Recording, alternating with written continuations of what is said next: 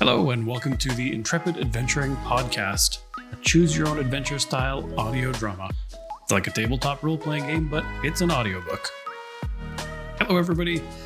This episode is just a sample for you from the first chapter, and also just to let you know where you can find some of the behind-the-scenes action that's going on. You can find out all of the details on Patreon at patreon.com/intrepidadventuring.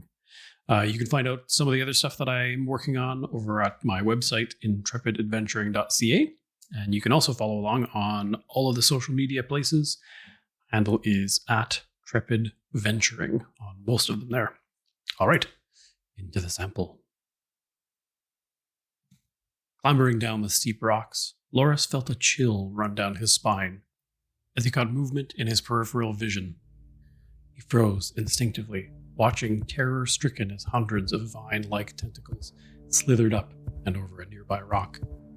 Silently, a monstrous, glistening thing pulled itself into view, mist parting around it as it crested the stone. The top half of Florian dangled lifelessly from a cluster of the slimy, quivering vines, and several shredded boots hung from the toothy maw of the hideous beast. 15 feet tall, covered in a writhing mass of vines and roots, the bulbous clump of vegetation and earth at the center of the tentacles came fully into view. The scent of ancient decay and moss filled Loris's nose.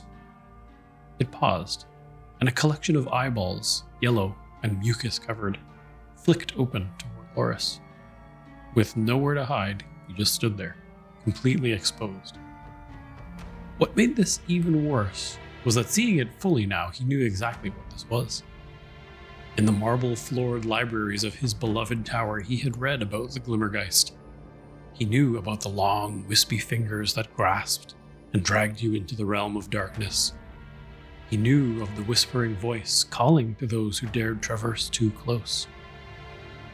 Loris stared, unable to move, as the tentacles slowly brought the torso of Florian toward the gaping, barb-filled mouth and crunched down, ingesting the remaining parts of the former captain, all while never losing eye contact with Loris. He felt a wave of nausea wash over him, all of his senses overpowered by what he was witnessing.